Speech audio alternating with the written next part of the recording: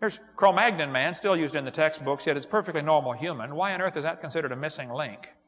They've got one in there called Homo sapien is modern man. He's listed as Cro-Magnon.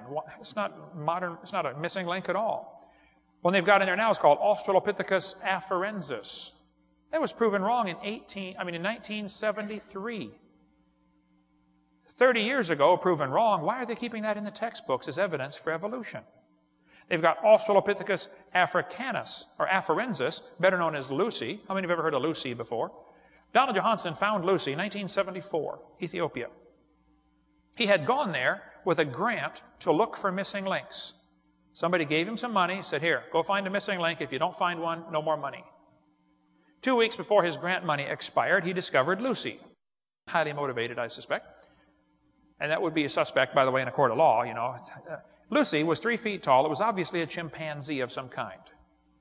Now, the bones of the skull were crushed thoroughly. Could not tell anything about the skull. But when they put it together for your kid's textbook, they can make it half human, half ape.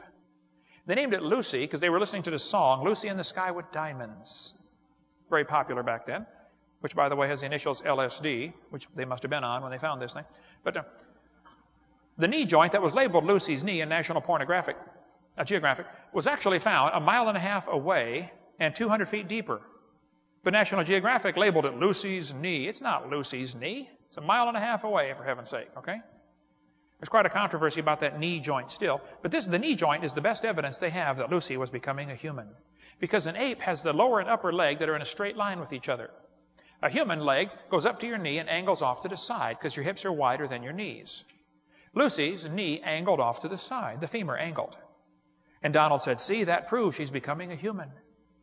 No. Any monkey that climbs trees has an angled femur.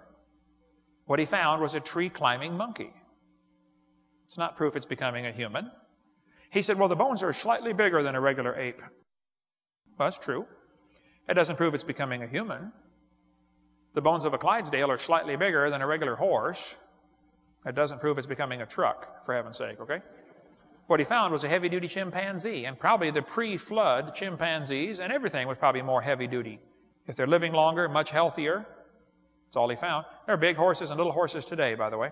St. Louis Zoo put human feet on their Lucy display. Not one foot bone or hand bone was found. Not one. Every other Australopithecine that's been found has curled toes.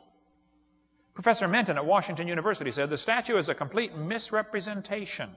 That's a big fancy word for lie. I prefer smaller words. It's a lie.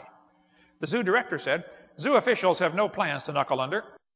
We cannot be updating every exhibit based on every new piece of evidence. We look at the overall exhibit and the impression it creates, and we think this impression it creates is correct. Bruce, are you telling me you would lie to kids coming through your zoo just to get an impression across to them that evolution is true? You mean your theory is more important than the facts? That's exactly correct. They will lie to the kids going through these science centers and zoos to make them believe this evolution theory. And there are lies in the textbooks, like 60 of them.